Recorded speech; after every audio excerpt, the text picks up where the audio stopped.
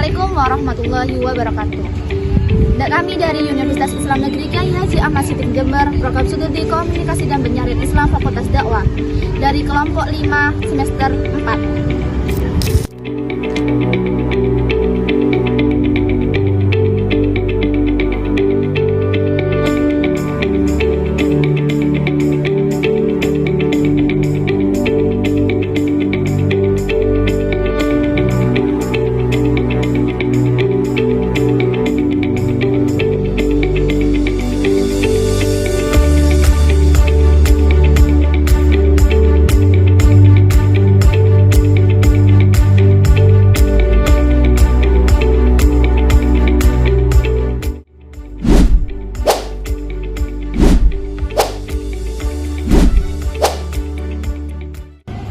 Komunikasi massa adalah cara yang digunakan untuk menyampaikan pesan kepada khalayak luas melalui media.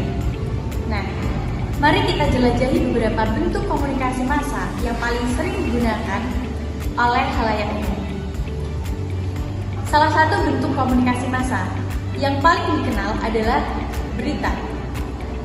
Contoh dari berita adalah seperti media cetak, televisi, platform online, platform digital, dan masih banyak lagi media-media lainnya. Nah, mereka ini menyediakan berbagai informasi terkini kepada masyarakat. Namun, bagaimana sih proses penyeleksian berita yang dilakukan dan apa juga dampaknya terhadap opini publik? Sosial media telah menjadi bagian yang tak terpisahkan dari kehidupan sehari-hari.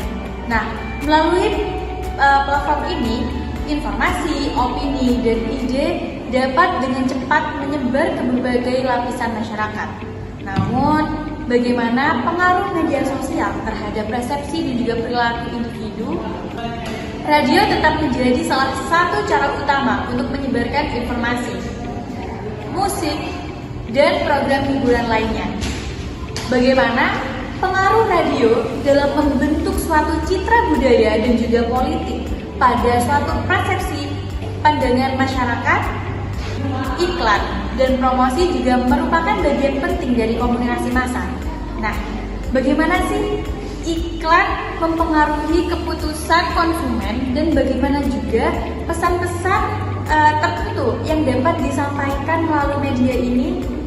Di era digital, promosi produksi konten dan juga kreativitas video ini juga berperan sangat penting dalam komunikasi massa. Bagaimana sih peran dari influencer, vlogger, dan juga podcaster dalam membentuk opini dan juga tren di masyarakat? Dari berbagai berita hingga iklan, dari radio hingga media sosial, dan juga bentuk komunikasi massa ini memiliki dampak yang besar dalam membentuk pandangan dari perilaku kita. Selanjutnya, rekan-rekan saya akan menjelaskan. Mungkin dari kalian ada nih yang bertanya-tanya tentang apa sih pemaparan materi saya yang sudah saya jelaskan di awal tadi.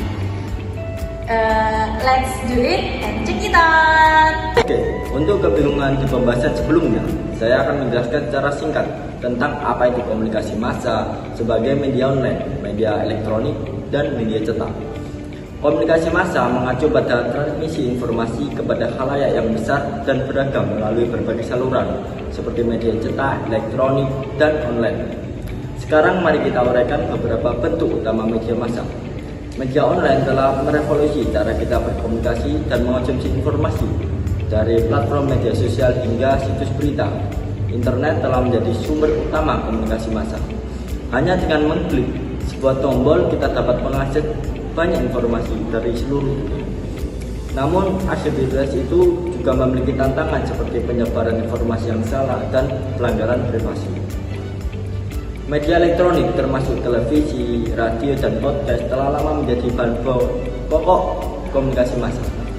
Media ini menawarkan pengalaman mendalam dan memungkinkan interaksi langsung dengan pemirsa. Namun media ini juga menghadapi kritik karena kondisi melanggengkan bias dan sensasionalisme.